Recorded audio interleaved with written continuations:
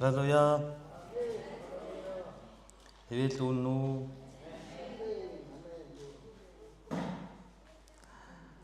Өнгөрсөн 7 хоног давчаа ямар болж? Гоё юм уу? Ямар ч үсэн шат шиг болцсон байгаад.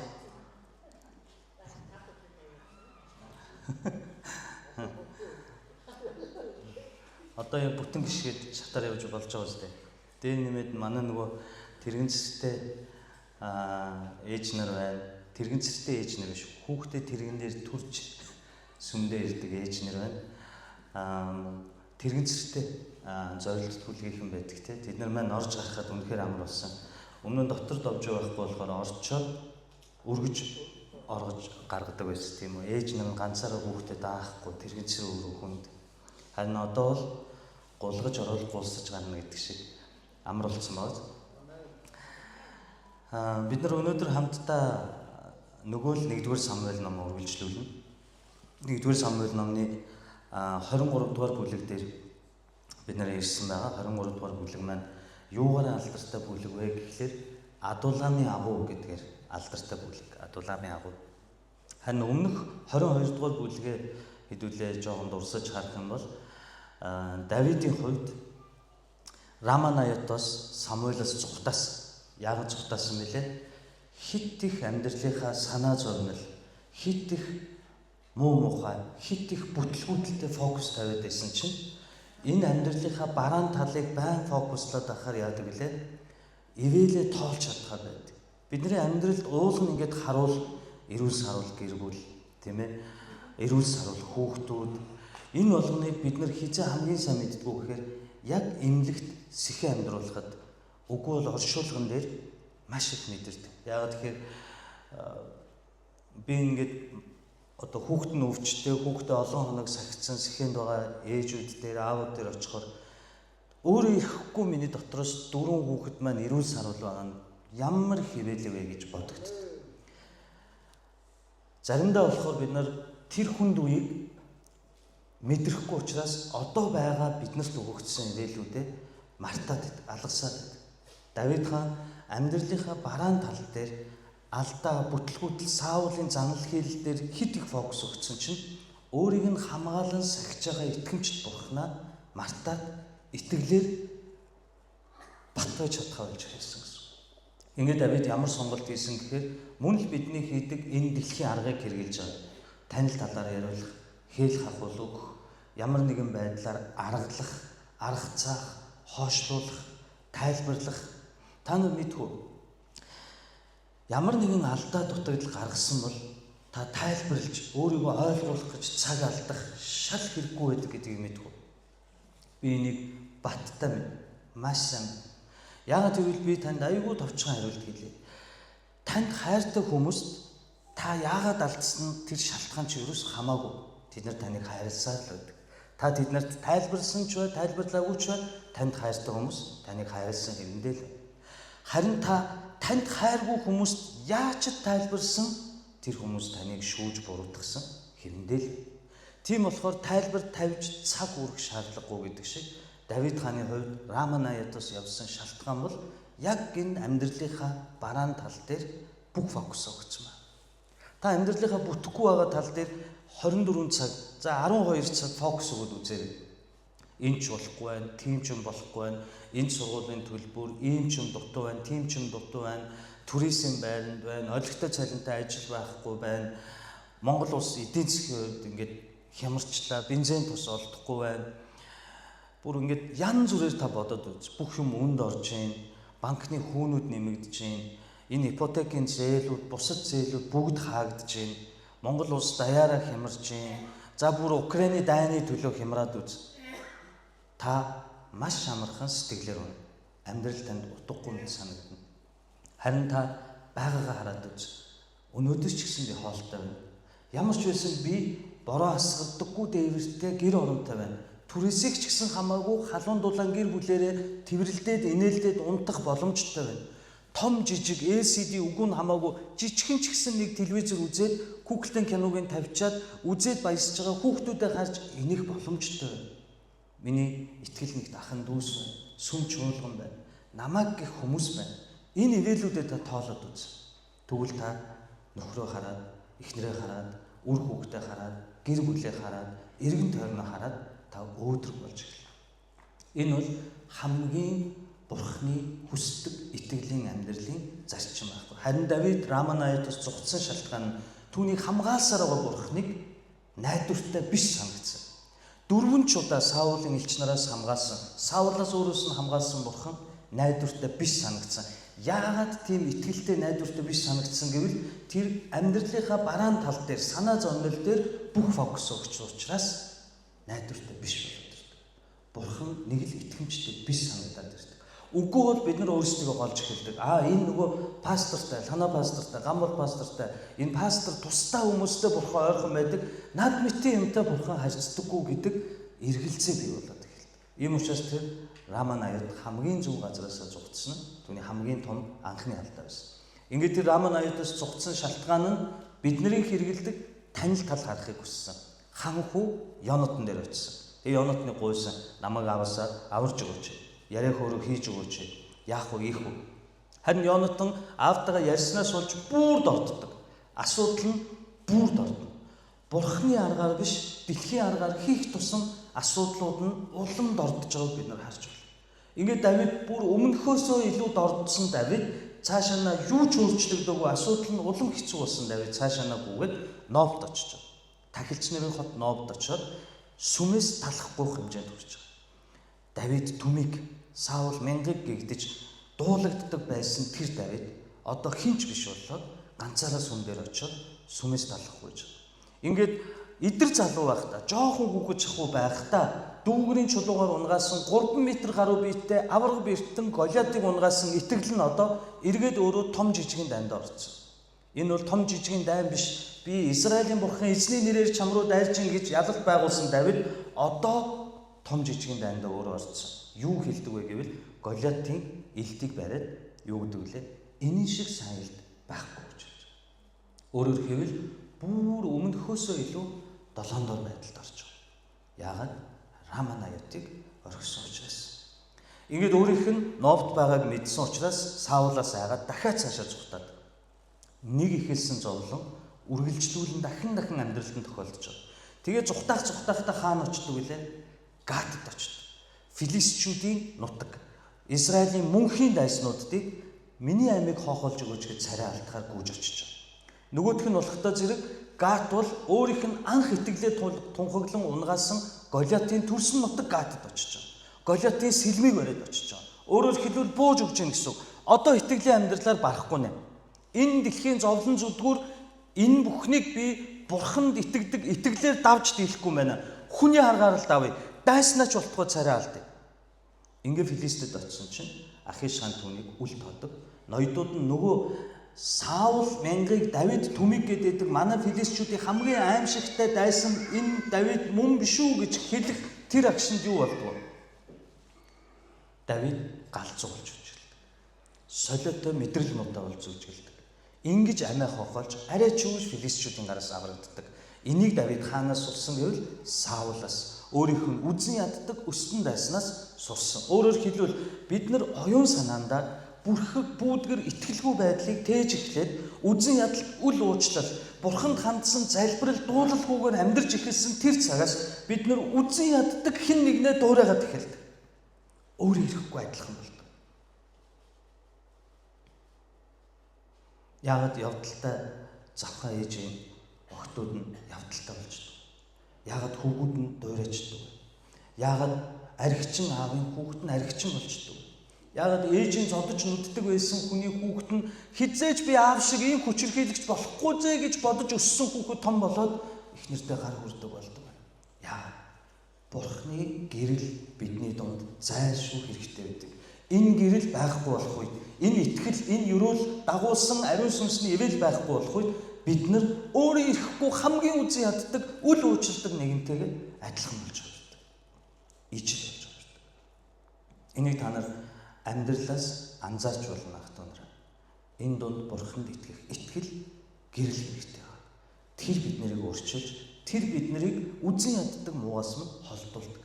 Харин Давид энэ итгэлийг гээсэн учраас одоо хамгийн үзэн яддаг өөрийнх нь амийг нь эрэлхийлэгч Саулыг дуурайж адилхан болж жүжиглж амиа авч үлдэж байгаа. Тэр дүр төрхөөс та Библи биднэрт амьдрал гэж юу вэ? Бидний дотоод ертөнц юу өсөв торнох ёстой вэ? Энийг зааж өгч, мэдрүүлж өгч, мэдүүлж өгч гэсэн. Ойлгуулж өгч гэсэн.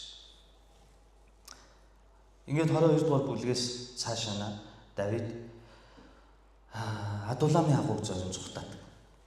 Бидний нөгөө хардаг алдартай Адулламын агууг би та бүхэнд 22-ын 1-ээс 10-ыг уншиж өгье. Давид тэндээс явж Адулламын агуур зүгтав. Түүний ах нар болон түүний эцгийн гэрийнхэн бүгд үүнийг сонсоод Давидын байгаа газар руу ирэв. Шагалтанд орон, өрөнд унсан, сэтгэл уналтанд орсон бүхэн Давид дээр цугларч ирсэн бөгөөд Давид тэдний дээр удирдахч болов. Ийхүү 400-аад хүн түүнтэй хамт байв.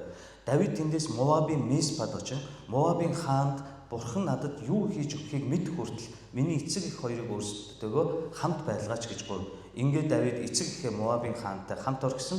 Эцэг их нь Давидыг бэхлэлтэнд амьдрах хугацаанд хаанад амьдрав. Иш үзүүлэгч Гад Давидэд бэхлэлтэд бүү нуугд босож Юдагийн нутаг руу явах тун гэж хэлсэнд Давид тэндээс гарч Хретийн ойд очив. Нобын тахилчдыг Саул хөнөв. Давид болон түүнтэй хамт байсан хүмүүс олдсон тухай Саул сонсов.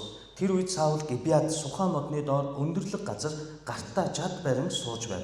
Бүх зарцнаар нь түүнийг тойрон зогсжээ. Саул тойрон зогсож байсан зарцнартаа сонсох түн Биньяминчуудаа Есүсийн хүүгэн та бүгдэд тариалангийн ба усан үзмийн талбай өгч бүгдийг чинь 1100-ын дарга болгон томилох. Учир нь та нар бүгд миний эсрэг хуйлдсан билээ. Миний хүү Есүсийн хүүтийг гэрээ байгуулахад надад дуулгасан хүн үгүй. Идүүгээж миний төлөө сэтгэл нь өвдсөн эсвэл миний боолыг миний эсрэг болгосныг ч надад дуулгах хүн байхгүй байна гэж зэмлэв. Тэгтэл Саулын зарц нарын дэргэд зогсож байсан Идом хүн Доeg Есүсийн хүүгүнийг Новт Ахитубын хүүгэн Ахимелех рүү ирснийг би харсан билээ. Ахимелех түүний тухай эзнээс асууж түүнд хоол хүнсгч Филист хүн Голиатын элдийг түүнд өгсөн гэж хэлвэ. За, аюу олон үйл явдал өрнөө явж байгаа. Тэгээ бид нар их урт ярьж та нарыг залхаахгүйгээр бүгдээрээ эндээс хамгийн биднэрт хэрэгтэй чухал мессежүүдийг эхлээд үзэх хэрэгтэй гэсэн. Хамгийн нэгдүгээр нь Давид тэндээс явж гэж байна. Тэндээс гэдэг нь Давид хаанаас явж байгаа вэ одоо? Гатад, Филистийн нутагт байгаа шүү дээ. Тэндээс Давид яваад Адулламын агууд очисон гэсэн үг. Адулламын агууд зүхтаж очисон. Энэ Адулламын агуу гэдэг бол бид нар агуу гэж төсөөлөхөөр та нар гадаад хүмүүсийн хувьд улс үндэстэн ёс заншил бүрээ дагаад агуу гэхээр өөрсдийн өөр төсөөллүүд орж ирдэг. Монгол хүмүүсийн хувьд бол агуу гэхээр юу орж ирдэг вэ? Түүх, үзмэр, хадны сүг зураг, ямар нэгэн шашны холбогдлолтой үйл ийм бодлууд орж ирдэг. Тийм биз? Агуу гэж хэлэнгүүт. Та агуу гэж бод. Бид нар ийшээ ойрхон явдаг. Сая өсвөрийнхэн маань багийнхантай ч явсан баг. Замд чи агуу байсан уу? Дэлхийн хадыг жоохон өнгөрөнгөө. Тэр хүртэл яваагүй юу? Би бүр тэрэлж ингэж явсаар одоо бүр тэрэлж гэхээр ингэж дотор муухай оргих хэмжээнд бүр өөдтлээ явсан байхгүй. Ягаад тэгэхээр Ваямд хэлтэй 100 болгон 10-20 баг ирнэ. Ирсэн баг болгоныг Нямка аваад тэрэлж ав. Нямка аваад тэрэлж ав гэсээр бод. Бараг тэрэлжид байдаг мордуудыг би Доржо Бата Бямба уяга цэцгээгээд нэрээр нь нэрлэх хэмжээнд цээжилтлээ явсан баг. Тийм болохоор одоо багууд ирээд пастораа таныг амраа сайн үйлчлээ хамт тэрэлж ороод гэр бүлэр чи амраа гэхээр би үгүй гэж зүхтаадаг шалтгаан нь би үнэхээр тэрэлж ихээр одоо зөндөө гоё болсон гэж хүмүүс дуулдаалгаа гэр мэр нойлтой болсон гэн надад хамаагүй зүгээр л тэрэлж явмааргүй. Би тэгж олон явахдаа тэрэлжийн замыг тэр чигээр нь цээжсэн байхгүй. Эндээс ерөөсөө налах тэрэлжийн салтгаар салсан тэр цагаас эхлээд миний ам хуурай байхгүй чадна. Энэ гол ямар ихтэй юм, тэрэлжийн гол ямар түүхтэй юм, яагаад энэгээр урсж байгаа, энэ модон гүрийг яагаад солидгүй юм, энд яагаад нэг хүнээс Монгол хүнээс 50000, гадаад хүнээс 15000 төгрөг авдгийг, тэрийг өнгөрөнгөт энүүгээр гүзээлзэг нургадгийг, энэ жалганд нэр сургадгийг, одоо энэ баруун талд чинь гоё цэл хүүдэн горих ган бүр 40 градусын халуун байсан ч энэ горих дандаа цэл хүүднээр байдаг. Бууцгай, уулган, идүүлэн дахиад цаашаа явна. Одоо энэ өксүр замыг яагаад асфальтаар гочдгүй? Энд асар их цас ордгийг, цаашаа урууд нь за тэр харж байна уу социализмын үед бол ном уншиж байгаа хүний хад гэдгийг одоо бол бид нар залбирж байгаа хүн гэж хэлдэг. Тийм багаж буу 6 даруул уучлаарай. Бүр үнэхээр ингээ нүдэнд харагдаж байна. Тэгээд доошо уруудаад тэгээд энэ яс мэлхийн энэ мэлхий хад байна, Монголд алдартай мэлхий хад тийм лам нарын сүм дуган байсан ийм учиртай энэ нэг дээр байгаа бөөрөнгө чулуугац энийг айл 20 30 жилийн өмнө энэ хизээ нэгэн цаг салхинд тэгээд доошо унандаа гэд яг унах гэж байгаа юм шиг харагддаг чинь хизээч ундаггүй энэ хідэн тооны жилдээ хэрвээ энэ унах юм бол энэ хавьд бөө юм болно цаашаа яваад 100 ламын агуу байна. Энэ агуу ямар учиртай вэ? 100 лам социалист одоо хувьсгалч нараас нуугдаад орцсон. Тэгээд энд нь шахаж хагаад бүгдийг алаад энд нь булдсан гэсэн. Агуу гэхээр хүн болгон улс үндэстэн болгон өөр байдаг. Тэгвэл бид нар одоо Адуламын агууг ойлгохын тулд Давидын хувьд, еврейчүүдийн хувьд, израильчүүдийн хувьд агуу гэхээр юу толгоонд нь орж ирдэг гэж хоёр зүйл орж ирдэг. Эхнийх нь оршуулга. Сонмон. Бид нар агуу гэхээр шууд булшны чулуу харагддаг. Харин еврейчүүдийн хувьд агуу гэхээр оршуулга харагддаг. Ямар учраас вэ гэвэл еврей айл бүр боломжтой л бол өөрсдийн гэсэн агууг худалдаж чаддаг. Үгүй бол бүтэн үхэр чулуу хадыг ухсаар байгаад дөрүүлжин нүхтэй агуу болгож хөндөд. Ингээд тэндээ эцэг өвгдийнхөө үеэс хавуулаад хэдэн зуун жилээр хэдэн мянган жилээр тэндээ л оршуулдаг. Тэгээд боогоод Есүсийг хатан булшин боодог шүү дээ, тийм үү? Ороогоод гүгэл асгаа тавьсан тэр булш хэдэн жилийн дараа хухаа яс болоод цайргаар нь агууны цааталт байдаг нүх рүү авчиж ясын түүж авчиж хийгээд булдаг байхгүй. Тэгвэл тэр хэдэн мянган жилийн турш тэр гэр бүлийн оршуулганд хэрэгэлдэг байсан хадны ясыг аваад хийдэг тэр жижигхэн өрөөнд дотор хэний яс байх вэ? Өмнөх үеийнхнийх нь яс байна үстэй. Төрүүлж өгсөн хүмүүсийнх нь яс байгаа биз? Тийм учраас Библиэлд хүн нас болоход дандаа эцэг өвгдийнхөө араас одлоо гэж хэлдэг байхгүй. Үнэхээр эцэг өвгдийнхөө араас одож байгаа үстэй. Өвөө, эмээ, өвөөгийнх нь өвөө, эмээ, илэн суланцынх нь байгаа ясан дээр өөрийнх нь ясыг аваачаад тавиад нэмээд булхаас чинь эцэг өвгдтэйг нийлж байна. Нийлж байна. Ийм учраас агуу гингүүд еврей хүмүүсийн толгойд оршуулга болж байна. Тэгэхээр Давид Адуламын агууд гингүүд эхлээд юу гэж бодов? Үхлээ ирж байгаа юм шиг харагдана. Үхлээ ирж байгаа юм шиг. Өөрийнхөө үхэх газараа сонгож очиж байгаа юм шиг сонсогдно. Хоёр дахь нь хоригдох газар. Адуламын агуу бол бидний мэддэг зүгээр л нэг юм том, тэгээ дундаа нүхтэй орж гарч болдог нэг ширхэг ийм агуу биш. Энэ Адуламын агуу гэдэг нь Хевбет Эш буюу Шейх Мордух Модхур гэдэг маш том хэмжээний ийм одооныхоор ярил кампус нэг том уул гэсэн үг. Маш олон орц гарцтай, зөндөө олон 20-30 орц гарцтай ийм агуу байхгүй. Алигээр нь чороод алигээр нь гараад ирж мэдэх ийм хадан хавцал гэсэн үг. Энийг Адуламын агуу гэдэг. Тийм учраас одоо болтол өнөөдөр хүртэл олон алдартай теологч, эрдэмтэд, судлаачид тэр олон Адуламын агуу хэмээх тэр том хавцлын тэр олон нүхний яг хаана нь Давид 400 хүнтэйгээ хорогдож байсан бол гэд одоо бол хайгаа судалж байгаа. Заримаас нь аяг халбаг олдно, заримаас нь орд ир олдно, заримаас нь цогцос олдно, заримаас нь амьтны цогцосч олдно. Зургийн тавьсан ба шүү дээ. Тэр. Энэ бол ердөө л нэг нь гэсэн үг. Харахгүй явал доош унаад өчгөр байгаа. Бас хажуу тийшээ гардагч байгаа, дээрээсээ ордогч байгаа маш том хэсгийг Адуламын агуу гэдэг байна. Саулын байсан газар бол Гибеа. Тэр Гибеагаас Израилийг удирж ирсэн. Тэгвэл Иерусалимаас Гибеа ойролцоогоор 2 км-ийн зайтай. Харин Саулын байгаа Гибеагаас Адуламын агуу хүртэл Элагийн хөндөй буюу Адуламын агуу хүртэл ойролцоогоор 30 км зайтай. Тэгэхээр 30 хэдэн километр зай гэдэг чинь бол тухайн үед зай байхгүй юу? Одоо бол асуудалгүй болсон л доо. Тэр үед машин байхгүй, янз бүрийн техник хэрэгсэл байхгүй, илжиг унаа, морь унаа. Тэгвэл яг 30 км-ийн цаанд Элагийн хөндөйд Адуламын агууд байна гэвэл Саул ганцхан зориод очиж болох ч хаана байгаагийг Саул мэдэхгүй. Давид тэнд ойролцоох 30 км-ийн радиуст нь Адуламын агуу аль нэг нүхэнд нь орцсон нуугдж байна гэсэн. Өөрөөр хэлбэл яг л таруугны нүх шиг. Энэ дошинд нь тарууг байна гэд гүгэд очихоор нөгөө тарууг чинь цаатлын дошороо гараад гүйдэг шиг. Газар доогоор холбоотой байдаг шиг. Ийм том агууг хэлж байгаа. Энэ агууд Давид хаан 400 хүний хамт нуугдсан байна. Гэхдээ энд нэг чухал асуудал байна. Давидыг зорж ирсэн хүмүүсийн тухай бичгч маань онцолж бичсэн байна. Бид нар хүнд ингээ юм ойлгуулах гэж захиа бичгтээ ойлгуулмаар байгаа юмаа илүү их онцолж бичдэг шиг тэр хүмүүсийн дүр төрх нэр усын бичээгүй батлаа тэр хүмүүсийн нийгмийн гарал үүсэл одоо байгаа амьдралын нөхцөл байдлыг онцолж бичсэн байна. Юу гэж бичсэн бэ гэвэл энэ 400 хүн гэдэг чинь зөвхөн ирчүүдийн тоолж байгаа шүү дээ. Эмэгтэйчүүд нь тоонд ордоггүй байсан шүү дээ, хүүхдүүд нь. Тэгэхээр энэ 400 гэдэг чинь багадаа 1000 гаруй хүн болж таарах гэдэг үз. Энэ чинь эхнэр, хүүхэд, эгч, эмээ, эмэгтэйчүүд байж л таа. Тэгвэл энэ 400 хүнийг бичгч маань нийгмийн гарал үүслээр нь амьдралын нөхцөл байдлыг тодорхойлохдоо маш тодорхой онцгойлон ингэж тэмдэглэж үлдээсэн байна. Шахалтанд орсон, өрөнд орсон, сэтгэлээр унсан. Ийм хүмүүс Давид дээр хурж ирсэн гэнэ. Өөрөөр хэлбэл алдаа дутагдлаасаа болоод орхигдож шахагдсан. Гим нүглээсээ алдаа дутагдлаасаа болж сэтгэлээр унсан. Дээр нь өрөнд орсон. Өрөнд орно гэдэг чинь орчин үед анзаарагдахгүй байгаа болохоос боол болно гэсэн.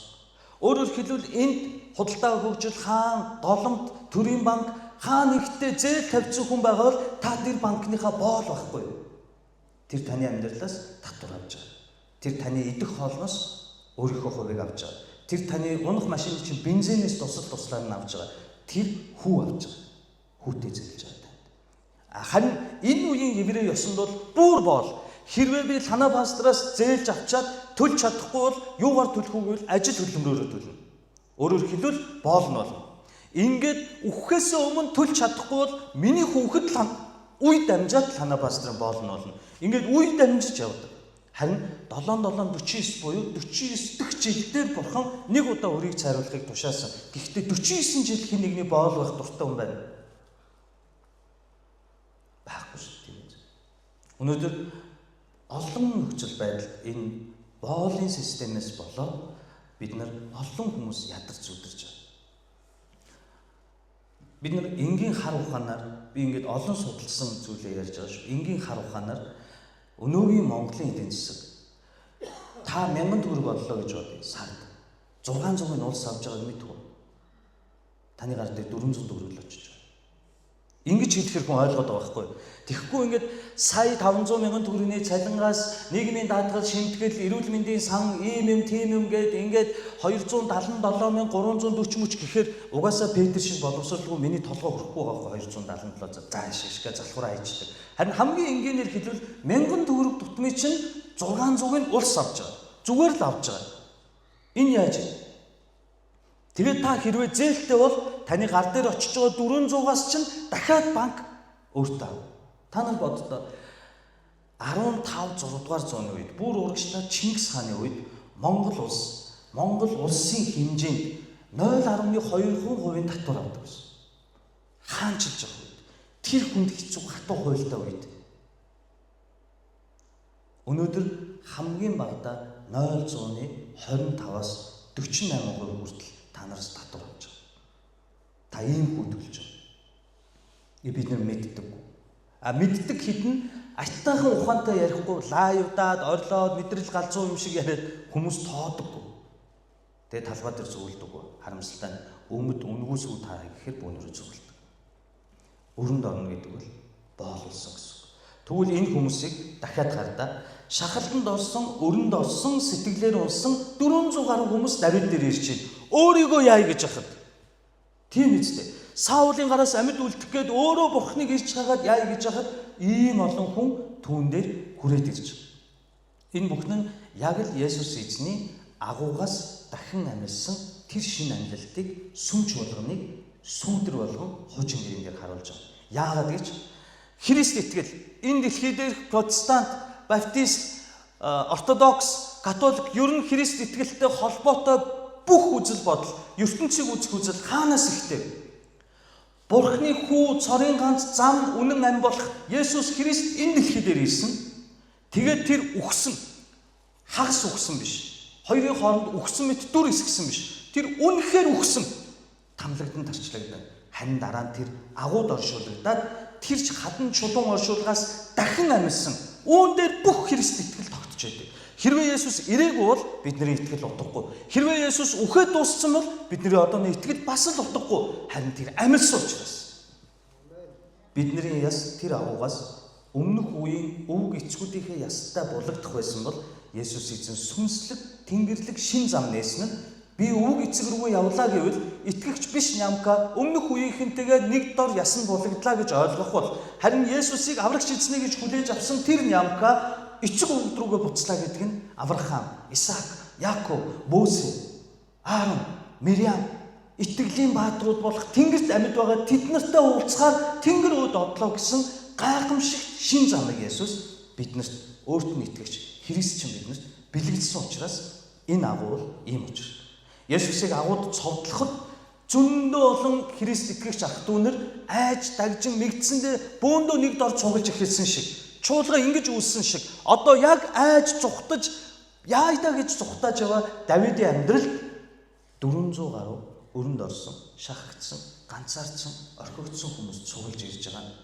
Энэ бол тухайн үеийн Христийн бие, Бурхны чуулганы дүр төрх. Харин бид нэр чуулганаас илүү хүчтэй, авьяастай, гоё ярьдаг, гоё Библийг тайлбарладаг, гоё хөгжим тоглодог, мундаг, лаг, алдартай хүмүүсийг хайж олж харах гэдэг. Гэтэл чуулганы үндсэн дүр төрх нь юу вэ? Өрөнд орсон, шахагдсан, хинч биш болсон, алдаандаа гутарсан ийм хүмүүс цуглаад хамтдаа зовхоор шийдвэр гаргаж байгааг чуулган гэж нэрлэж байна. Хамтдаа бие биенийхээ загалмайг өөрлөсөн хамтдаа зовлон туулахаар итгэл дотор Бурхны нэр дор цуглаж байгаа дүр төрхийг Христ итгэгч чуулган гэж нэрлэж байна. Харин бүгд биш. Зарим газар бол мундаг пасторыг барааддаг, гоё ярьдаг, гоё Библийг тайлбарладаг, гоё магтаалын багтай, нүсрэг техниктэй, гоё сүмийн байртай, тав тухтай орчин ярьж хайж ирдэг. Харин Библи биднэрт чуулганыг өөрөөр тайлбарсан. Бүгдээрээ хамтдаа Илч Паулийн хэлсэн 1-р Коринт 1-р бүлгийн 16-аас 26-28-ыг хамтдаа үзье. Энэ дээр Илч Паул Христийн биеийг юу гэж хэлсэн бэ гэвэл би та бүхэнд уншиж өгье. Ах トゥ нараа та нар дуудлагаа санахтун. Тэгэхэд махбод талаасаа мэрэгэн хүн олонгүй, хүчрэх хүмүүс олонгүй, язгууртнууд ч олонгүй байлаа. Анхны сүм. Тэнд язгууртнууд байхгүй, цөөн байсан гэв. Мэрэгэн хүмүүс цөөн, хүчрэх хүмүүс ч байхгүй шахуу байсан. Ингээд цаашаа харин Бурхан цэцдийг ичээхийн тулд ертөнцийн мунхагийг сонгож, хүчтэйг ичээхийн тулд ертөнцийн мөхсийг сонгожээ. Байгсдыг хүчингүй болгохын тулд энэ ертөнцийн дордшиг мөн гологдогсдыг буюу юу ч бишийг Бурхан сонгосон гэж. Одоо ойлгож байна. Чуулган ямар газар гэнэ? Чуулган дүр төрх нь ийм байх ёстой. Илч Паул хүртэл шинэ гэрэн дээр биднэрт хэлсэн. Тиймээс бид нар одоо үйлчилж байгаа чуулган маань ямар дүр төрхтэй байгааг бодонгоо мөн би ямар чуулган хүсэж байгааг бодонгоо хамтдаа нэгдмэл байх хэрэгтэй гэсэн үг. Чуулган яадаг гэнэ үү? Хамтдаа зовхоор, хамтдаа даван туулахаар цугладаг газар. Харин энд цугласан хүмүүс ихэвчлэн фракц үүсгээд юм уу тус тустай байгаад байдаг. Аль дотн харилцаатайгаа харилцаад бусднаас нь хан бариад байдаг. Хин нэгнийхээ зовлон үүрлцдэггүй. Араараа бод, араараа даа гэж үздэг. Харин Христийн жинхэнэ чуулганы дүр төрх нь хин зовж түнтэйгээ хамт зогсохыг хэлээд байна. Хамт давхыг хэлээд байна. Ах トゥ угийн нэгдмэл байдлыг хэлээд байна. Дуулал 133-ыг хэлээд байна. Өвчтэй нэгнтэйгээ хамт үлдэж, өссөн нэгнтэйгээ хамт өсөж, баяр хөөртэй нэгнтэйгээ хамт баярлж нэг ачаад хамт үрхийг чуулган. Энэ дүр төрх өнөөдөр чуулгануудад байна уу?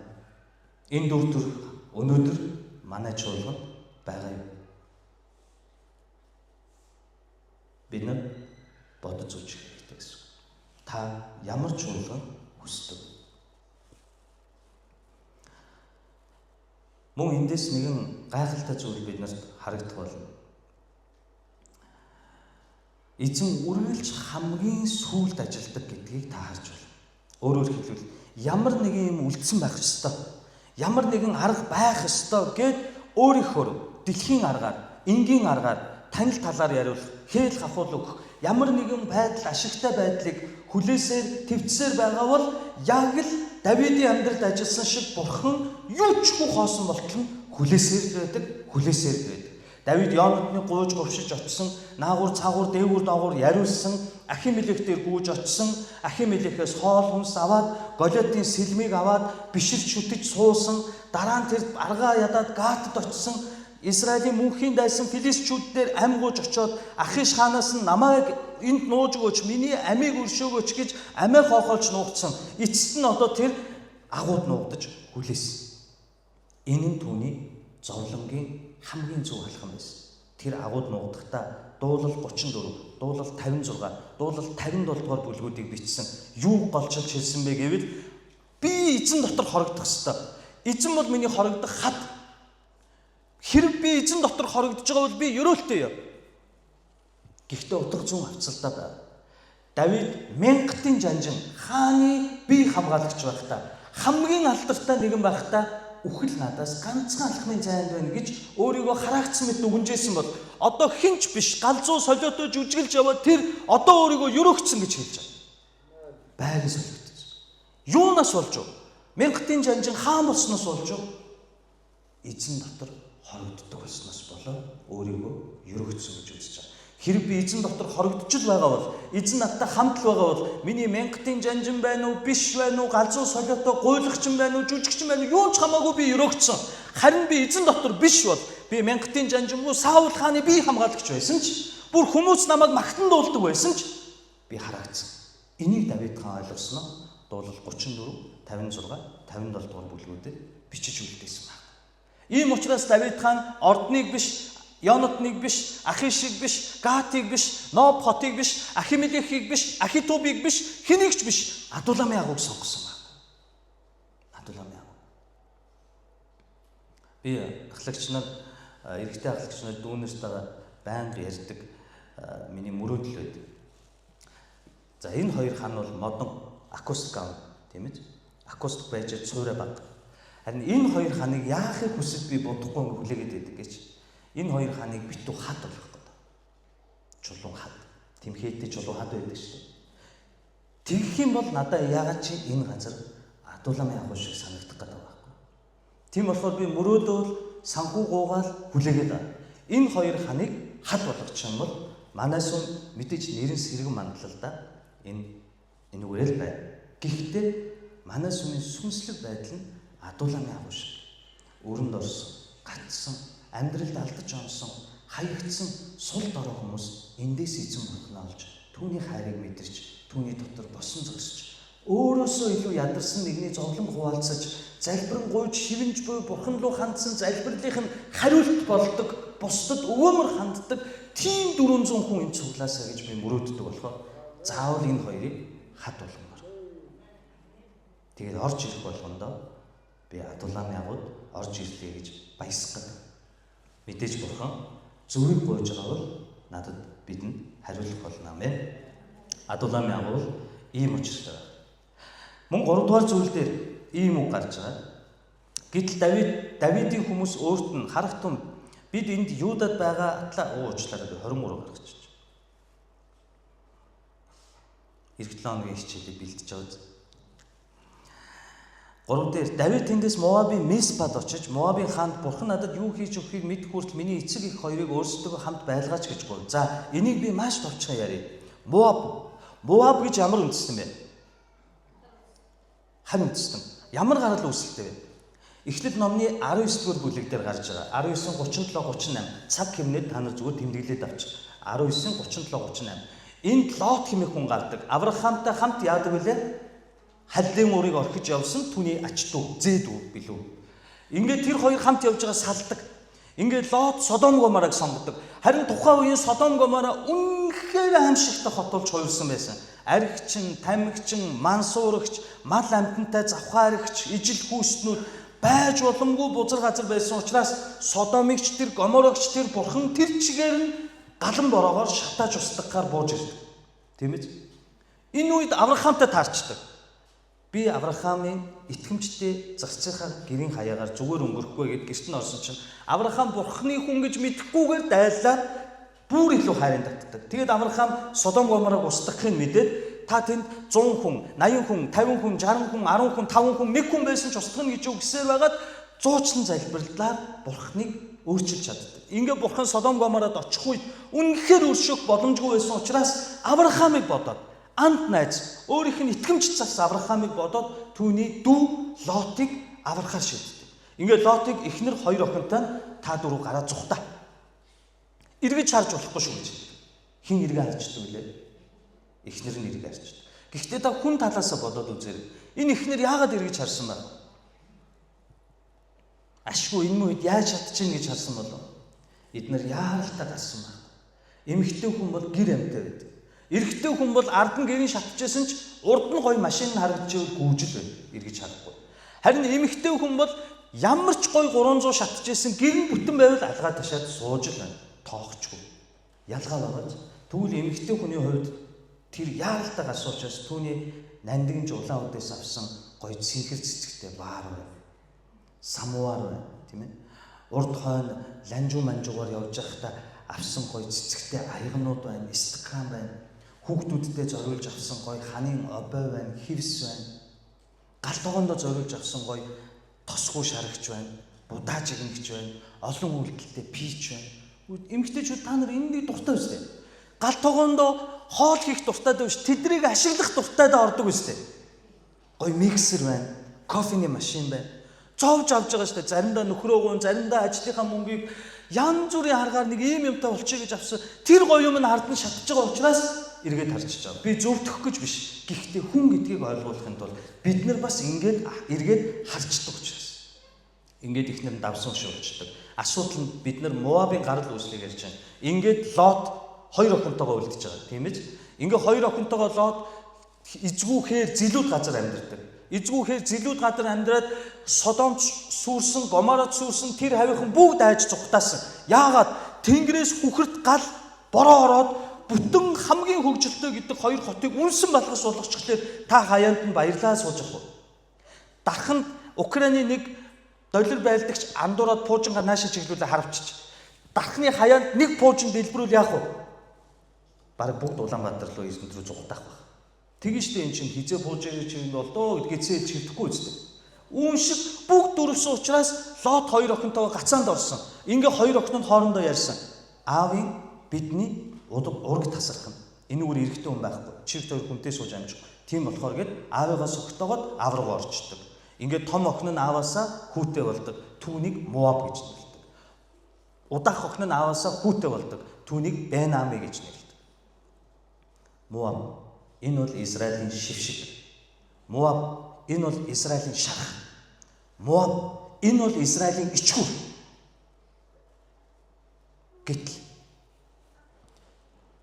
хэдэн зуун жилийн дараа Наоми баяр баясгалан гэдэг нэртэй нэгэн эмэгтэй Элимелех бурхан бол миний хаан аав гэж нэртэй нөхөрт өгөө Израилийг үлсгэлэнд оронгууд Израилийг хаяад бурханаас асуухгүй дуугийн сонсохгүйгээр Моабын газар нутагт очиждаг. Махлон, Хилион гэж хоёр хүүтэйгээ дөрвөлээ. Тэгсэн чинь Махлон, Хилион хоёр нь Моаб эмэгтэйчүүдээс ихнэр авчдаг. Уул нь бол хуулиндаа харь үндэстэй хүнтэй сууж болох уу? Тэг тусмаа Израилийн шившиг болох Моабчуудтай ойртчих болохгүй. Гэхдээ эдгээр бурхныг үл тоосон. Эдгээр яг Давид шиг зан гаргасан байхгүй. Ямар зам бэ гэвэл бурханд итгэж үлсгэлэн давна гэж байхгүй. Хангалуун байгаагаар нь Моабд очиод үлсгэлэн дуусал тэндээ айтайхан байж байгаад эрийгээд Элимелех, Наоми хоёр, Махлон, Хилион хэмээх хоёр хүүтэйгээ тэнд очсон. Иннээс эхлээд Рут ном бичигддэг. Бид нар Рут номыг бүтэн үзсэн. Та нар санаж байгаа байх.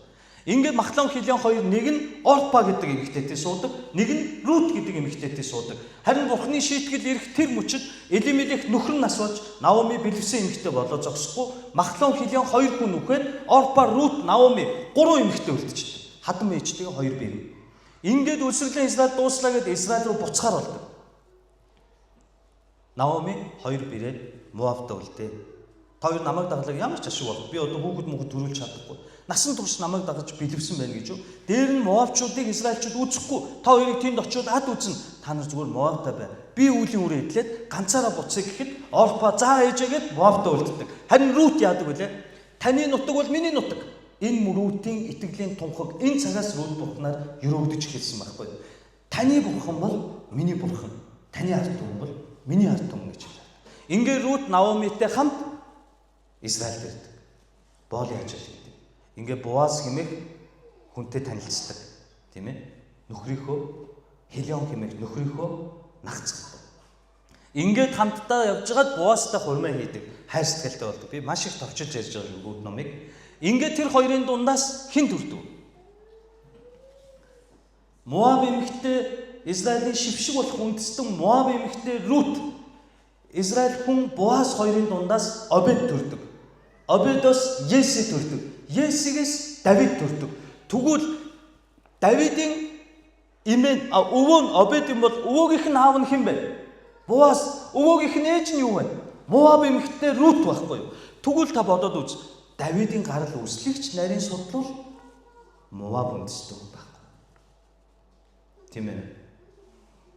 Бурхан яагаад ийм жигшүүлт үндэстэй Давидыг хайрласан бэ? Яагаад юу л ирээдүйн таныг намайг хайрлна гэдгээ хэлхийн тулд Есүсийн цусаар хочж өгсөн байна.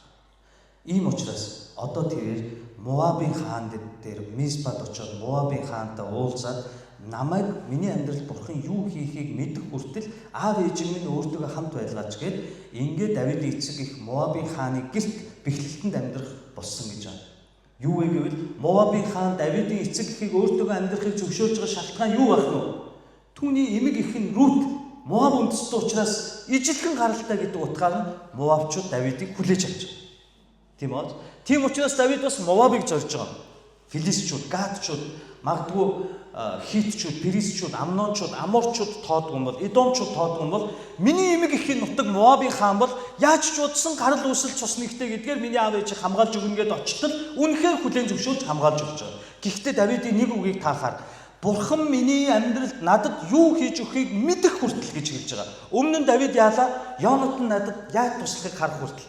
Ахиш хаан надад яаж туслахыг харах хүртэл. Миний амьдралд миний ээжийн дүү улсын хурлын гишүүн яаж туслахыг харах хүртэл. Миний амьдралд миний аавын талын яаманд ажилдаг тэр хурган дарга надад яамнаас ямар нэгэн ажил яаж өгөхийг харах хүртэл. Миний хамаатны салсан эхнэрийн дүүгийн хүүхдийн 10 жилийн ангийн хүүхдийн бас нэг салсан эхнэрийн шинэ нөхөр нь яамны төрийн засгийн газар ажилладаг учраас тэр надад барилгын тендер авч өгөх хүртэл гэх мэтчлэн өөрсдийн бодол түшгэлж байсан бол одоо Давид юу түшгэлж байна? Бурхан надад юу хийх хүртэл. Одоо Давид юу ухаарсан? Эзэн дотор хорогдох нь амьдралын өрөөдөх зам мөн гэдгийг ухаарч байна. Би та бүхнийг ийм замыг ухаараасаа түн дотор хорогдох болтугай, өрөөдөх болтугай гэж эзний нэрээр өрөөж байна. Ингээд Давид Моабын нутагт аав ээжигээ үлдээж байна. 5-6 маш. Иш үзүүлэгч Гад Давидэд бэхлэлт бүү нууд босож Юдагийн нутаг руу явах тун гэж хэлсэн. Давид тэндээс гарч Херетийн ойд очив. Давид болон түүнтэй хамт байсан хүмүүс олдсон тухай Саул сонсов. Тэр үед Саул Гибеад Сухам модны доор өндөрлөг газар гартаа жад барин сууж байв. Бүх зарцнаар нь түүнийг тойрон зогсжээ. За, одоо та сайн боддоо. Иш үзүүлэгч Гад ирээд түүнийг юу гэсэн бэ гэвэл чи Моабын нутагт байж болохгүй. Юдагийн нутаг руу яв. Яагаад? Чи ирээдүйн Израилийн хаан байж иж энэ Моабын газар харин үндсний газар юу хийгээд байгаа юм бэ гэсэн чинь Давид Самуэлаас зөрүүдэл зүхтаасан шиг иш үзүүлэгч Гадийн үгэнд дургуутсан уу? Эсэргүүцсэн үү? Одоо Давид яаж өөрчлөгдсөн байна? Шууд босоод шууд иш үзүүлэгч Гадийн үгээр хийж байгаа. Бид нар ямар хүн пастор, өдөрдөгч, номлогч нарын үгийг анхааралтай сонсч дуулууртай дагдаг гэж баян хүн хангалуун элбэг дэлбэг амьдарч байгаа үгүй. Тийм хүмүүс тоож сонсдогчгүй. Сонсхийг хичээж номлол дээр суусан ч тэдний нойр хүрээд нүдэн анилтаа тисдэггүй юм. Харин ямар хүн гэж үнэхээр зовлон туулсан.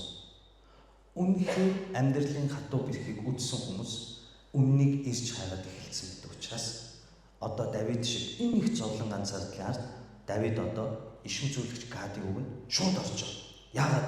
Энэ нь дээр гэдгийг мэдсэн болохоор. Энэ нь өрөөл гэдгийг мэддэг болохоор Давид шууд босоод Юдад руу зогтож байгаа. Юдад очиж амьдарч байгаа. Одоо 6 дугаар зүйлд ирэх сонин дүрслэл гарна.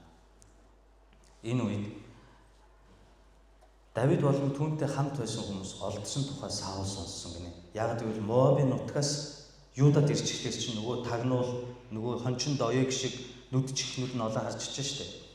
Моабын нутгаас Юдад ирсэн гэдгийг мэдээд Саул сонссон.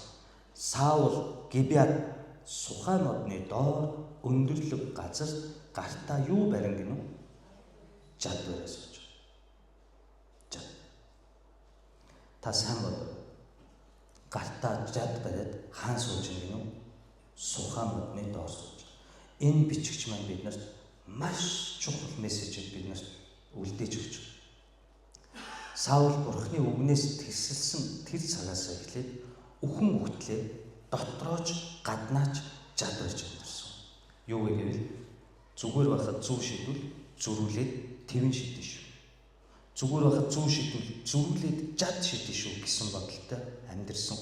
Хаяа нэг ухаан ороод би ингэж болохгүй штэ гэдэгч тэр эргээл жадаа барьдаг. Тэр өстнөө алах хүсэлд автсан. Тэр хин нэгнийг гэмтэх үл уучлах байдалд автсан. Тэр өөрийг нь шүүмжилсэн хэнийг жадлахад бэлэн яаж ч мэдхээр бэлэн дүр төрхтэй Христ итгэгч хүний дүр төрхийг харуулж байна. Энэ нь үзэл бодол нь бол хичнээн христчин хүн сүмд явдаг чиглэлээ би хүчтэй, мөнгөтэй, баян, эрх мэдэлтэй байж ажил бусдад зөвшөөрөгдөж хүндлэгдэн гэдэг үзэл бодолтой хатуу автцсан Христ итгэлт хүнийг харуулж байна. Би хүчтэй, мөнгөтэй, баян, эрх мэдэлтэй. Тэгжээж бусдад хүлээн зөвшөөрөгдөн, тэгжээж хүндлэгдэн. Харин Библи биднэрт өөрийг заадаг. Бусдад хүлээн зөвшөөрөгдөж, бусдыг удирдмаар байвал болно гэх. Бусдыг удирдмаар байвал зарцсан бол. Бусдыг удирдмаар байвал эхлээд үйлчлэлтийг зааж өгдөг. Харин ийм христчин, Саул шиг христчин дүр төрхтэй хүмүүс бол жад бариа суудаг. Энэ хүмүүсийн хамгийн аимшигтай үзэл бодол нь явандаа энэ сүнслэг үуч нь даамжраад ирэхээр ямар бодолтой болдог вэ гэж анхааралтай төр сонсож байгаа. Тэгээд үгээ дуусгацаа. Ямар бодолтой болж хувирдаг вэ гэвэл чи өхөж, унаж, бүдэрч ээжил би хожно. Ойлгож байна. Танаа дэлгүүр дампуурж ээжил миний дэлгүүр ашигтай. Чи бүдэрч унаж, дампуурж ээжил би хожно. Ийм бодолтой болж байгаа. Христ жадлаа. Энэ жад байсан христ хүмүүс. Нөгөөх нь чи бүтлгүүж унж ээжил миний ажил бүтнэ. Өрсөлдөн. Өөрөөр хэлбэл тендер. Өөрөөр хэлбэл замын тендер. Янз бүрийн тендер дээр худлаа хэлж гүжилдээд фэйсбүүкээр гүтгж доромжлоодч хамаагүй тэр хүнийг унгааж ээж би тендерч ялна. Тийм аа. Энэ үзэл бодол сүм дотор Христ итгэгчнэрийн дотор байдаг гэдгийг Гибеад Сухаан модны доор жад бариа сууж Саулыг харуулж. Тэр үргэлж жад барьдаг байсан. Энэ бол түүний анхны жад барьж сууж байгаа нь биш. Тэр анх Давидыг алах гэж 2 удаа жад шийдсэн. Хүү Йонатан алах гэж жад шийдсэн. Тэр ер нь галзуу солиотой эрүүл саруул бүх цагт гартаа жад барьж суудаг байсан. Хаан Синтихи хажууд үргэлж гартаа жадтай. Би танд хэлжсэн. Та гэртээ ор. Таны ээж чинь эсвэл аав чинь муухай царайлаад хурцаас хурц жад бариа сууж байвал танд гой санагдах уу? Хүүхдүүд айн, түгшин, эхнэр нь нөхрөөс айн, нөхөн ч эхнэрээс айштай амар хурц ирдэ жад бариад ингээд сууж байвал бушуун гэрээ цэвэрлэхээ бол Саул түүний хаанчлал, түүний үзэл бодол, түүний удирдлага ийм хүчрхийлэгч болж өөрсдийг харуулж байна. Түрүүний миний нэр дурдсан үзэл бодлуудаас болоод чи өөдтэй биш, дороо болж бүтлгүүдчээвэл миний сэтгэл амарна гэж бодож эхэлдэг энэ хүмүүсийн дотор. Ойлгож байна. Ямка пастор нөгөө хэн пастор шүү дээ. Тэр өстө тэгээ пагтлаад мөнгө санхүү юм тэгээд тэр өстө будаа болоод бүр сүмээсээ хөөгцөн гэж хэлж шүү дээ. Ямка аман дээрээ болохоор зайлвал яасан бол дөө өөр хий харин дотор гэхийг хэлж байгаа. Энэ залан би ганцаараа тийм юм шиг байна тий. Зүгээр би хамгийн нүгэлтэй. Тэгтээ ийм Саул шиг дүр төрхтэй хүмүүс байдаг гэж. Хин нэгэн найз нь хамт зэрэгцэж өсөж хамт амжилттай бизнес хийж байгаа нөгөө найз нь гинт асуудалд ороод дампуураад юу ч хөө болоход яана миний муу найз гэж аман дээрээ хэлсэн ч сэтгэл дотроо хашуутай гэхийг хэлж. Энэ Саулын дүр төрхтэй жад барьдаг хүний дүр төрх. Бидний зүрхийг Бурхан хардаг, бас сонсдог. Хин нэгэн өрсөлддөг найз чинь ерөөх ёстой нэгэн чинь харагдах үед, унж бүдрэх үед таны сэтгэл хөдлөл ямар байдгаас та одоо таны зүрхэнд Давид байна уу, Саул байна уу гэдгийг олж харж болно. Бид нар энийг хүлээн зөвшөөрч өөрчлөгдөнө. Яагаад Библи хэлсэн Хин гимээ хүлээж зөвшөөрч улаан түүнд өөрчлөлт өгнө. Харин хин гүрийн тэр нөгөө би өмнө танарт ярьж байсан. Галзуугийн имлэгээс ямар хүнийг гаргадаг тухай би судалж үзсэн байна. Би өөрөө галзуу солиотой юм шиг амьдэрсэн өвүүлж ингэж тийм нэг ямар өвчин гэлээ депресс үйл Монголоор нэг орчуулсан хүнтэй байж чаддаггүй. Хит их алдаа нүглээсээ болж олон жил уйлж гимснээс болоод би ингээд 4-5 хүн л байвал зүхтаадаг. Гэрч очиж ирвэл ханаа байхгүй шүүгээд өрөөндөө орж хаалгаа түгждэг. Байнгын бүүдгэр харанхуй өрөөнд гав ганцаараа Библи уншихаас юу ч хийхгүй хэдэн жилийн өнгөрөөсөн гэртээ. Маш их гимшиж өнгөрсөн амьдралдаа харамсаж сууж байсан. Харин энэ гимшил донд би сэтгцийн өвчтөй болсноо ойлгоод ингээд судалж эхэлсэн байна. Хамгийн энгийнээр би хэлээ нуршихгүйгээр мэрэгжлийн эмч хүн хэлж байгаа. Шар хадны эмнэлгээс ямар хүнийг эрүүл болжээ гэд эм бичээд гаргадгийг гэсэн чинь үгүй би галзуу биш вэ нэмчээ. Би үнэхээр галзуу биш ээ. Би зүгээрээ гэдэг хүнийг тариа л унгаад байдаг юм. Өрөөнд нь төгжил. Харин зарим хүн гин ойлоод ирдэг гэнэ. Эмчээ би нэрээ сэтгцэн өвчт болж байна. Миний оюун сан яг асуудалтай. Яг хөө надад туслаач гингүүт найдвар байна гэд эм бичээд гэртээ гарахыг зөвшөөрдөг юм. Тийм бооз галзуу гэдгийг хүлээн зөвшөөрнө гэдэг чинь эрүүлж чинь гэсэн үг үстэй. Би галзуу биш ээ, би Ленин байна, би прокурор байна гэдэг үл яг уу бариад тойр натгал гэдэг нь үз. Библи энийг хэлж байгаа. Хин гим нүглээ улааж хүлээн зөвшөөрнө. Түүнд би ариун сүнсээр өөрчлөлтийг өгч уучлана гэж хэлсэн. Тэгвэл би өөрийнхөө доторх нямка доторх жад барьсан синтез задрагч Саулыг олж харж ээж би улааж ээж би гимшиж ээж эзэн минь би ийм адгийн муу бодолтой байгааг уучлаач өөрчлөөч гэжээж бурхан окей одоо ч ойлгож байгаа би чамд боломж өгнө гэдэг. Тиймээс ард түмэн гин нүглээ улаан гэдэг бол холчгор хүн хизээч хийж чадахгүй ажил.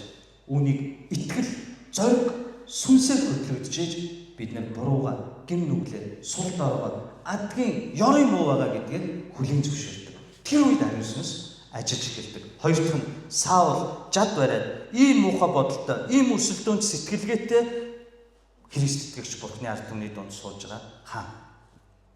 Харин Библиэлд юу гэж хэллээ? Петр Гетсеманд Есүсийг барих гад дагалдагч Ромын цэргүүд ороод ирэхэд тэрүүн тахилчийн зарцсан чихийг Петр тасдчихдаг. Сэлмэр. Тэгсэн чи Есүс юу гэж хэлдэг вэ? Петрэ бол гэд тэрүүн тахилчийн зарцсан чихийг эдгээгээд юу гэж хэлдэг вэ? Ил дагсагч нь элдэндээ мөхнө.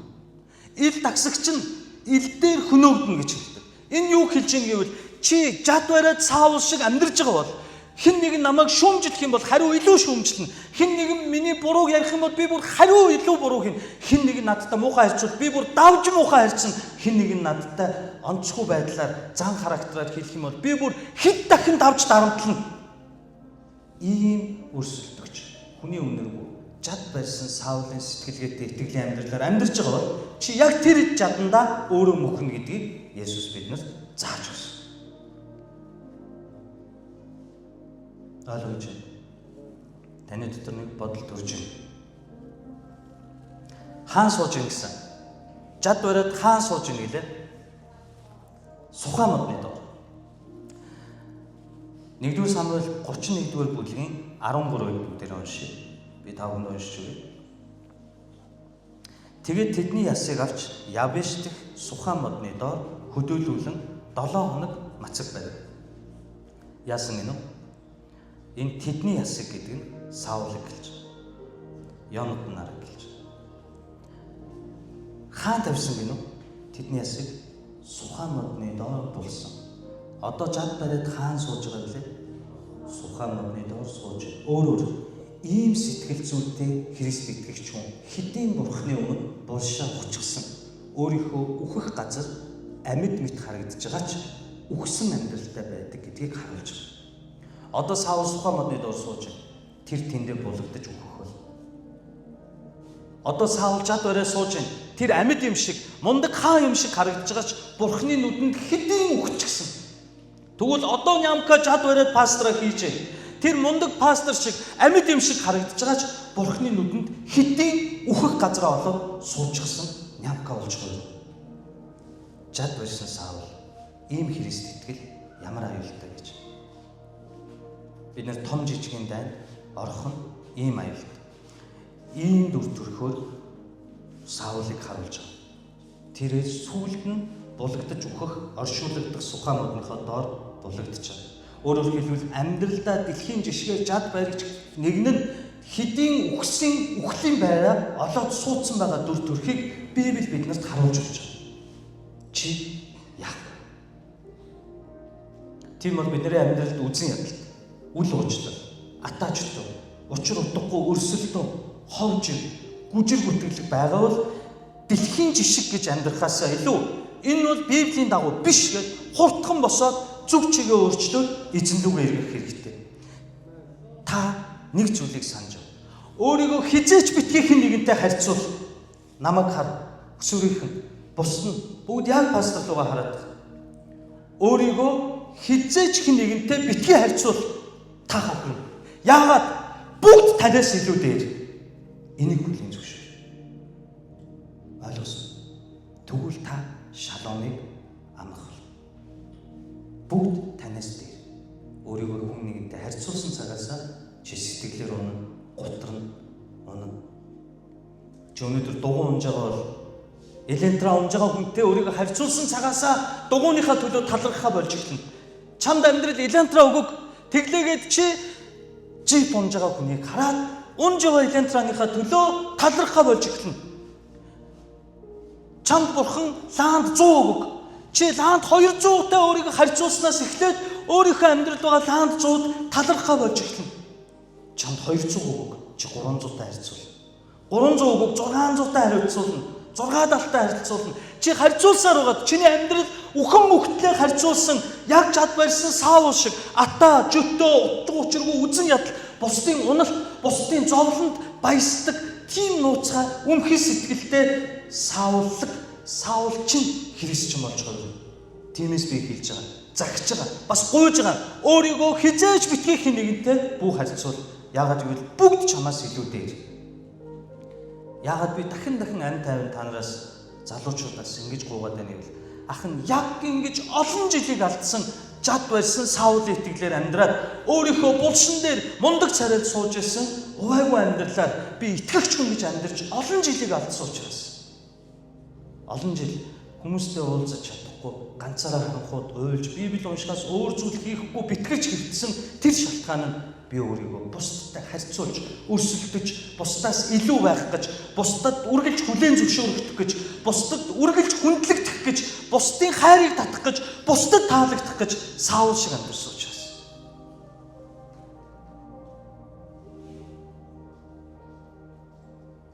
Алдаа дутагдал гарахгүй гэж гарна. Тэгтээ би түрүү хэлсэн.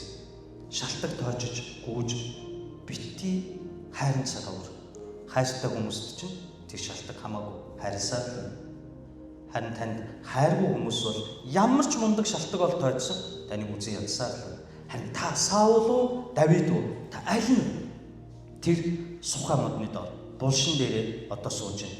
Амьд мэт харагдавч хэдийн үхчихсэн Саулын дүр төрх жад бариад сууж байна. Ийм хүний дараагийн дүр төрхийн тухай яриад бүгдээрээ хамтдаа залбирая. 7-10 би та бүхэнд уншиж өгье. Саул тойрон зогсож байгаа зарцнартаа сонсох тун Биньяминчуудаа Есүс хүүгэн та бүгдэд тариалангийн ба усан үзмийн талбай өгч бүгдийг чинь 1000 дарга болгон томилох уу. Учир нь та нар бүгд миний эсрэг хуйлдсан билээ. Миний хүү Есүс хүүтэй гэрээ байгуулахад надад дуулгасан хүн үгүй. Идүүгэж миний төлөө сэтгэл нь өвдсөн эсвэл миний хүү боолыг минь миний эсрэг болгосныг ч надад дуулгах хүн байхгүй байна гэж зэмлэв. За ийм жад барьдаг христчин хүний хамгийн түгээмэл авир зам биш авир. Ийм жад барьж явдаг ийм хоёр нүртэй над шиг христчин хүний сүнслэг өвчин дамжирхаараа амьдралд нь гарч ирдэг хамгийн том аюул бөгөөд зан чанар юу вэ гэвэл нэгдүгээрт нь тэр тойрон зогсож ирсэн зарцнартаа сонсох тун хинүүсэ гинөө. Биньяминчуудаа гэж орж өмнөх шилэн гараад та. Сонсох тун Биньяминчуудаа гэж. Тэгээд хүний хэлсэн үгнээс энэ хүн хэн бэ гэдгийг олж харж болдог гэдгийг би хэлсэн тийм. Библийг судлах тусам Библи биднэрт ийм мэрэгүү ухаан өгдөг. Гэхдээ та болгоомжлоорой. Та энийг ойлгож, хүнийг таньж мэдэх тусам та уламж ожиг ямаа шиг ганцаараа болно. Яг над шиг ямар ч найзгүй ойр дотн хөнгүү болж хогно. Яагаад та хүнтэй тавууг солиол таньдаг болчихно. Хэн бэ? Юу бодож байгаа вэ гэдэг. Мэдээж Библи ийм ухаан өгсөнд нь талархагч, нөгөө талаараа үнийг дагсан загалмаа гэж байдаг. Тэгвэл энэ чухал биш. Одоо тэгвэл Саулын хэлж байгаа үгнээс түүний хаанчлал, түүний фракц, түүний удирдлага ямар байсныг харъя. Жад барьдаг христчин, жад бариа сухаа модны доор хаан мэд царайдаг христчин хүн, бусдаар хүчээр хайрлагдаж, хүчээр хүндлэгдэх гэж болохгүй бол чадлана гэж айдган сүрдүүлдэг христчин хүн, атаа жөтөө, өршөөл, хорсол тээдэг христчин хүний дүр төрх нь одоо хар. Беньямин чуда 12 овг аймгийн нэг ов. Өөрийнхөө овгийг хэлж байна. Беньямин чуда. Тэгээд ингэж хэлж байгаа. Хин та нарт тариалангийн талбай ба усан үзмийн талбай өгөх вэ гэж.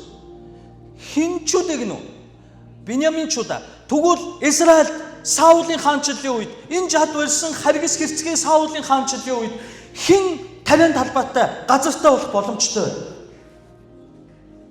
Беньямин чуда.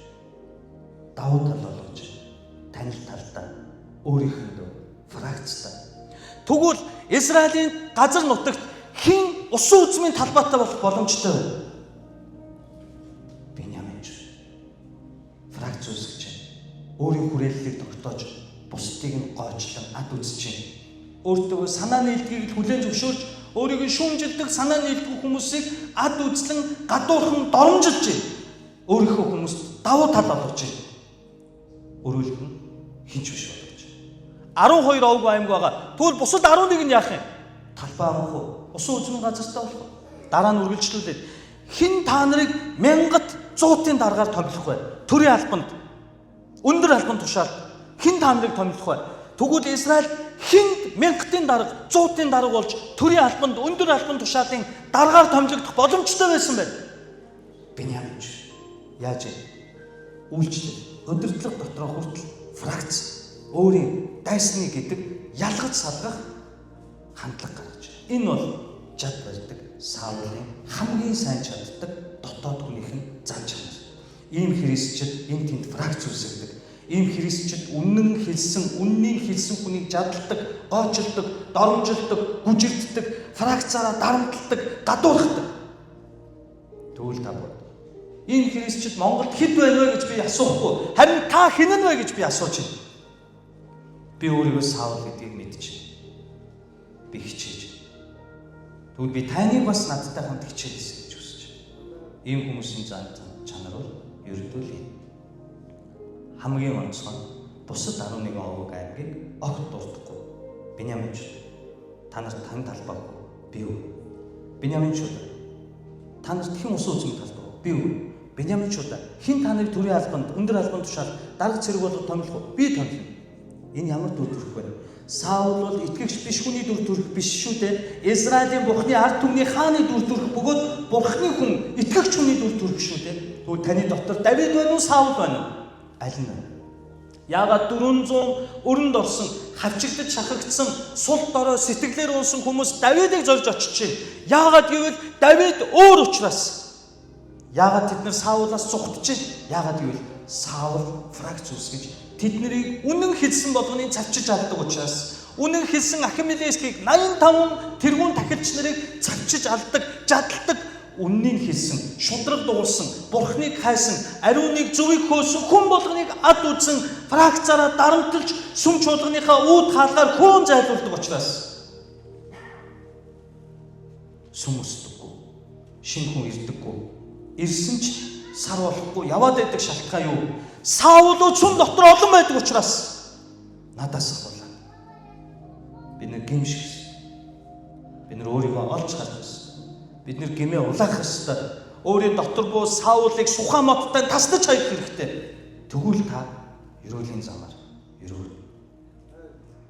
Сүнслэг адуулан явбал орж амьдарч, бие биендээ өгөөмөр хандаж, бие биенийгээ уучлан нэгүүлсэж, бие биенийгээ сайнч бай, мууч бай, сул дорой талынч бай, хүлээн зөвшөөрч, бие биендээ дээрлэхэж, томорж, зааж биш, зөвлөж биш, үйлчилж, ойлгож байна уу? Үйлчилж.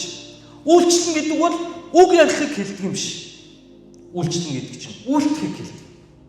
Харин өнөөдөр олон христчүүд шүүм дотор заадаг, над шиг хашгирч, номлодог, мундаг жишээ ярьж, Библийг тайлбарладаг. Уучлаарай.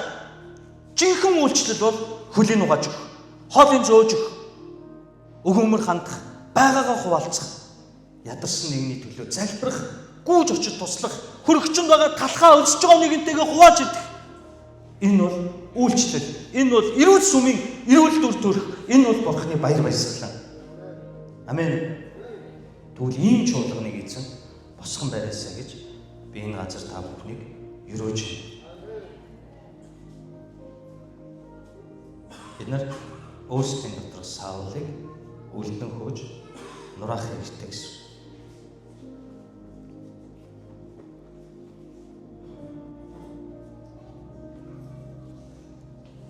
Ингэж хэлж байна. Учир нь та нар бүгд миний эсрэг хуйлдсан бил. Биньяминчуудаа хамт байгаа ноёд, түшмэд, зарцнараа та нар бүгд миний эсрэг хуйлдсан гэж. Биньяминчууд Саулын эсрэг хуйлдсан гэдэг нэг ч үг байхгүй. Ийм тэрслүү, эсэргүүцэгч, өрсөлдөгч, өш хонзон санагч Саул жад барьсан дүр төрхтэй Христ итгэгч хүмүүсийн дараагийн хамгийн хүнд зан чанар бол хэд ч итгэхэ болдог. Эдгээр бүгд миний эсрэг хуйлдж байгаа. Эдгээр бүгд намайг муулж байгаа. Эдгээр бүгд миний тухай муухай юм бодож байгаа. Хэн нэгэн хоёр хүн бие биендээ юм шимнээд инээж байгаа бол энэ хоёр сая яг намайг шоолоод инээдэг. Энэ мэтчлэн хард сэрддэг ийм Христ итгэгч дүр төрхтэй болж хуйлдаг. Хэнд ч итгэдэггүй. Гондомор ууз Биньяминчууд ханж түүнийг насан туршид ингэсэн. Бүр энэ хүмүүс юун дээр алдаж ийн гэж гэр бүл рүү н орж байгаа. Миний хүү Йонатан Есүсийн хүүтэй гэрээ байгуулж миний эсрэг турхирсан гинэ.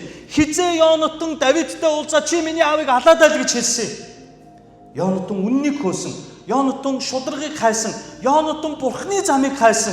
Харин Йонатаныг одоо гүжирдэж чинь. Биньяминчуудыг гүжирдэж чинь. Өөрийнхөө хардах, сэрдэх таамгаар муучилж чинь. Гоочилж одоо бүр эсэргүүцэж гүжирж байгаа дүр төрхийг харж байна. Йонатан үргэлж аавынхаа талд байсан. Йонатан үргэлж аав руугаа буцсан. Бүр Йонатан 31-р бүлэг дээр аавтайгаа хамт дайны талбар дээр цавчигдаж үхэх болно. Үхэхдээ ч ааваасаа урваагүй Йонатаныг гомдмор доромжилж байгаа биз. Гэр бүлдээ ч итгэв. Хань жилдээ ч итгэв. Үр хөвгтдээ ч итгэв. Ийм бараан төрхтэй Сауллаг Христийн дүр төрх нь иргэн тойрны сүм чуулганыхандаа ч итгэхээ байна. Пастор ахлагч нар даач итгэхээ байна. Хардалт, сэрдэлт байнга дагна. Тэр мөнгө хайчуу, тэрийг хэн авчуу, тэрийг хэн хулгайлчуу, тэрийг хэн буруу тийш нь ашиглачуу, пастор хэдэн төгрөгөөр юу авсан бай? Пастор яаж ийм машин авчуу, хэн аваад өгчүү, яаж авчуу? Нийгэмдэр ч ажил албан дээрээ ч Биньяминчуудаа тохуурхаж, хардаж сэрцээр л байдаг.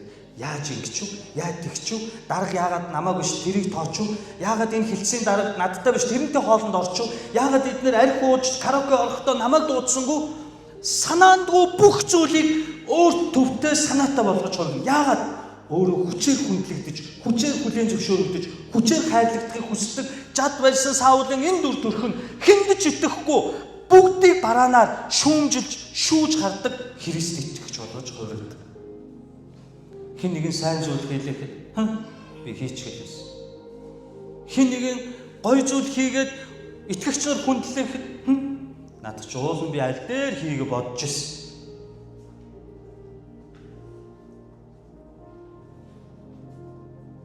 Видео кол хийдэг. Хана видео кол хийдэг энтэй байна. Уцаасаа та яг уцаа авахгүй. Хана чи видео кол хийдэг. На шинэнд орч юу вэ? Ямар дарамттай гэж би бүр ингэ утсан аа. Ой би байна. Аль би бүгдийг үзүүлээгээд бүр ингэ бүтэн хоол идж байгаа өрөөгөө үзүүлчихсэн ч үгүй байна. Христчэн гэрэл. Таны дотор хэн өсөж барьж Саул уу, Давид уу? Та бусдыг бүдэрч унах, хамт амьдардаг найз чинь, хамт үйлчлдэг пастор чинь, хамт үйлчлдэг ахлагч чинь алдаа гарган бүдэрч унахад аман дээрээ өө тийм үү хөөрхий гэсэн ч зүг сэтгэл дотроо инээмсгэлдэг үү? Уужирдаг үү? Тэр бүдэрч унаад бүтлгүүтээ дампуурсан гинэ гэхээр тайвширдаг үү? Тэгвэл таны дотор Саул цуглаж байна гэсэн үг. Нэг яаралтай сүнсээ чөлөөлөгдөх болтугай хэмээн эзний нэрээр өрөөж байна.